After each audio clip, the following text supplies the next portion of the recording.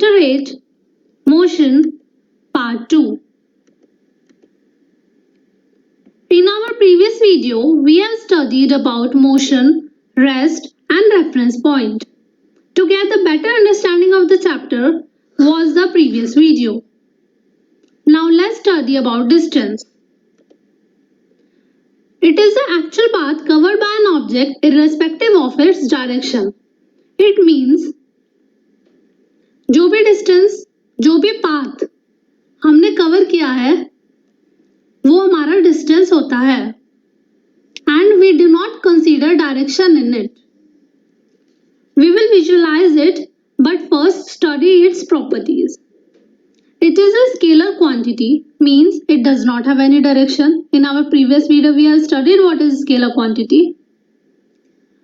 Now second property of distance is its SI unit is meter, means we can measure the distance in meter.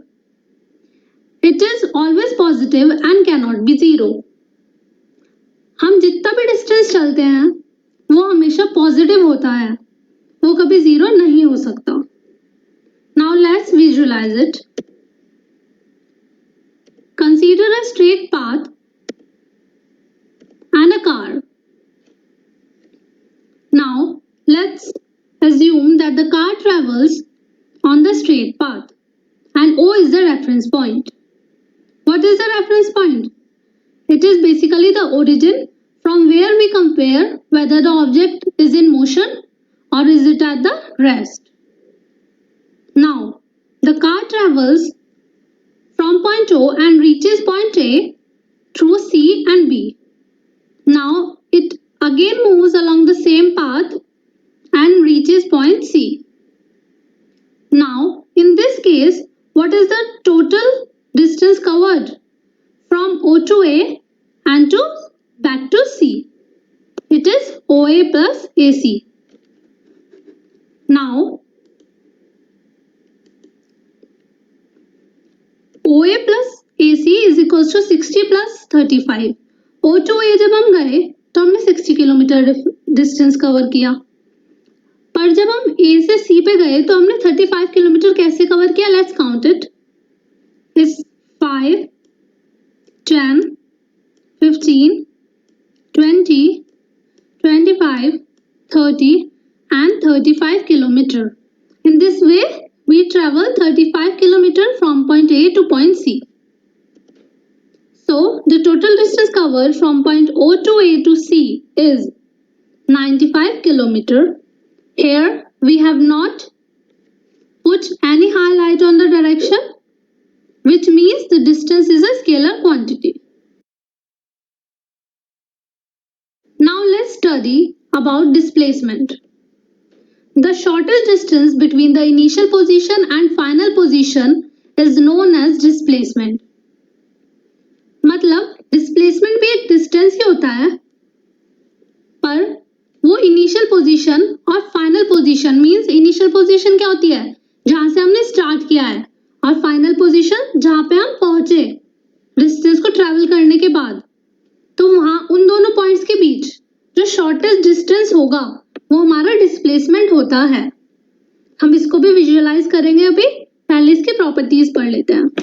It is a vector quantity, means it does include direction in it.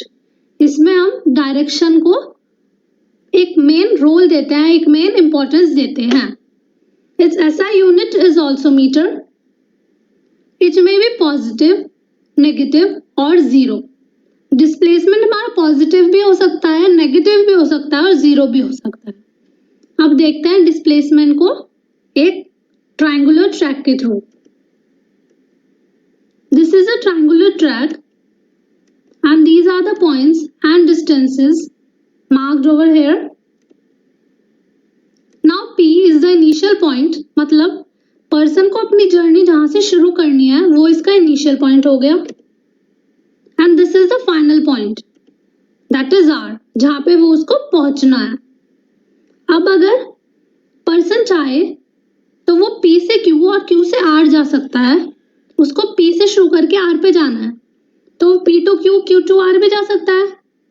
तो इस case में उसने जो distance travel किया वो हो गया 3 + 4 = 7 kilometre. Simple.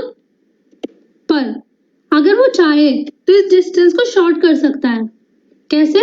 वो P2 डायरेक्ट R भी जा सकता है और उसमें उसको कितना टाइम लगेगा, कितने किलोमीटर्स चलना पड़ेगा? Just 5 kilometres.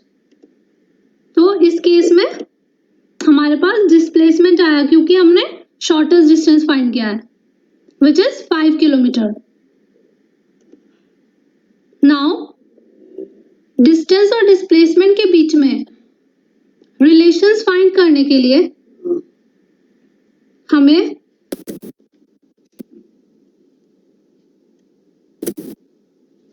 now let's derive some cases of distance and displacement so that you can get better clarity of the topic. Now again take a straight path, some points on the path and a car. Now what is case first? In this case, distance will be equal to displacement while it travels from O to A. Now let's see that the car travels from point A, O, and reaches point A. In this case, the car travels a distance of 60 km and displacement in this case is also 60 km because the total distance covered is also the shortest distance that can be covered to reach point A. इस case में distance और displacement हमारे equal हुए क्योंकि distance हमने जितना चला displacement भी वही होगा क्योंकि जो शॉर्टेस्ट डिस्टेंस है वो भी 60 किलोमीटर्स ही है इस केस में। अब हम अगला केस पढ़ते हैं।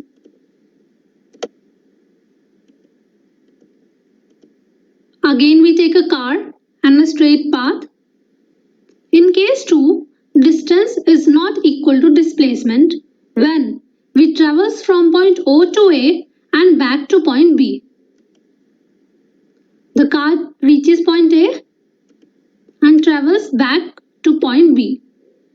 In this case, distance is 60 plus 25 kilometer, that is 85 kilometer, and displacement is 35 kilometer. How? हमारा इनिशियल और फाइनल पॉइंट कौन कौन सा है? Initial point is O and final point is B and displacement में हम शॉर्टेस्ट डिस्टेंस कवर करते हैं, शॉर्टेस्ट डिस्टेंस मेजर करते हैं जो पॉइंट O से B तक होगा और वो कितना है 35 किलोमीटर। तो यहाँ पे हमारा डिस्टेंस कितना हुआ 85 but the displacement here is 35 kilometers. Now let's study case 3. Again we take a straight path and a car. Case 3 में भी distance unequal होगा displacement के, but here we will travel from O to A and back to O. So यहाँ पे हमारा distance कितना हुआ O to A हमारा 60 किलोमीटर्स हुआ और जब A to O गए तो भी 60 किलोमीटर्स हुआ, तो हमारा टोटल डिस्टेंस कवर कितना हो गया 120 किलोमीटर्स। अब अगर हम डिस्प्लेसमेंट की बात करें तो वो हमारा हो गया 0 किलोमीटर्स। क्यों? क्योंकि O ही हमारा इनिशियल पॉइंट है जहां से हमने शुरू किया था and O is our final point जहां पे आके हम स्टॉप हुए। तो इन दोनों के बीच में कोई शॉर्टेस्ट डिस्टेंस है? नहीं है, डिस्टेंस हमारा है ही नहीं क्योंकि हम उसी पॉइंट पर आकर रुक गए। So इसका रीजन हमारा क्या हुआ? Because final position coincides with initial position. So I hope इससे आपको डिस्टेंस और डिस्प्लेसमेंट की बेटर क्लैरिटी आई होगी and you have understand them better. NCERT questions which are on page number 99 in your book. First question is, an object has moved through a distance. Can it have zero displacement? If yes, support your answer with an example. What is the meaning of this question? अगर कोई object कुछ distance चला है तो क्या उसका displacement zero हो सकता है? अगर हो सकता है तो एक एग्जांपल दीजिए। Let's give the answer. Yes, the object can have zero displacement. Object का डिस्प्लेसमेंट जीरो हो सकता है। हमने अभी पढ़ा है कि ऑब्जेक्ट का डिस्प्लेसमेंट 0 हो सकता है जबकि उसने कोई डिस्टेंस कवर किया हो, लास्ट केस में हमने पढ़ा है। अब इसका एक एग्जांपल लिख देते हैं। If a car travels 40 kilometre from point A to B, अगर ए से बी पे कार ने डिस्टेंस ट्रेवल किया है 40 किलोमीटर और वो वापस पॉइंट ए पे आ जाती है, तो उसका डिस्टेंस ट्रेवल कितना होगा? 80 किलोमीटर। कैसे? 40 किलोमीटर ए से बी जाने पे और 40 किलोमीटर बी से वापस ए पे आने पे। लेकिन क्योंकि उसका फाइनल और इनिशियल दोनों पॉइंट ए है, तो इस केस में हमारा डिस्प्लेसमेंट क्या होगा? 0 होगा। इस क्वेश्चन का आंसर आप खुद भी कर सकते थे क्योंकि हमने लास्ट केस में ये चीज पढ़ी है। Now let's study a numerical. A farmer moves along the boundary of a square field of size 10 meter in 40 seconds. एक फार्मर स्क्वायर फील्ड की बाउंड्री में मूव करता है, पूरी बाउंड्री पे, जिसकी साइज है 10 मीटर, और वो कितना टाइम लेता है बाउंड्री पे मूव करने के लिए? 40 seconds. What will be the magnitude of the displacement of the farmer at the end of 2 minutes 20 seconds from his initial position? Farmer का कितना डिस्प्लेसमेंट होगा जब वो 2 मिनट 20 सेकेंड्स का टाइम जो है क्रॉस कर चुका होगा इनिशियल पोजीशन से। So let's see.